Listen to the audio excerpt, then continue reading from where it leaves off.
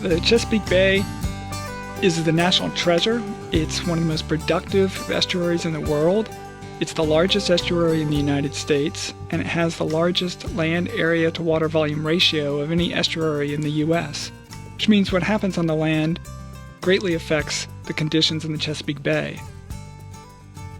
Well, Landsat is a critical and invaluable tool for characterizing the landscape, and characterizing it in terms of mapping impervious surface, mapping it over time. We have satellite imagery for the Chesapeake Bay that covers the entire 64,000 square miles of the Chesapeake Bay watershed. Unfortunately, the Chesapeake Bay and 90% of its tidal tributaries are impaired. They are impaired with poor water clarity and low dissolved oxygen as a result of excess nutrients and sediment coming into the bay. Excess nitrogen and phosphorus and sediment that's draining off the land into the bay is obscuring the clarity of the water, and the nutrients are contributing to increased algal growth, and when those algae die at the bottom of the bay and decompose, they starve the bay of oxygen that living resources need to survive. The sources of those nutrients and sediments are fertilizers, both manure and chemical fertilizers applied to farmland and applied to residential lawns.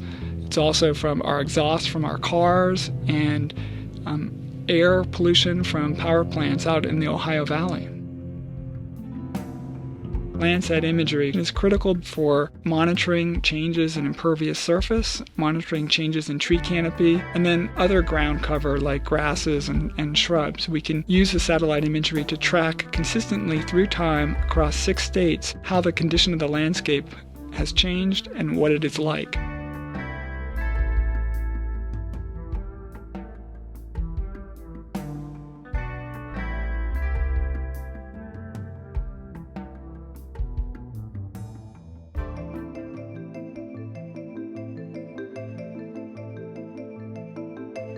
The Landsat satellite is basically a camera in space. And in essence, it's actually 7 cameras because it collects the reflection of the sun off the Earth's surface in 7 bands, 7 kind of wavelengths.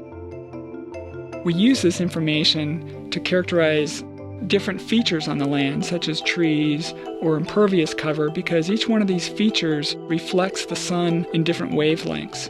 And so we're able to take the information from the satellite and take what's, basically a bunch of numbers and translate that into, well, these numbers correspond to trees and these other numbers correspond to impervious surfaces, and do that consistently across very large areas.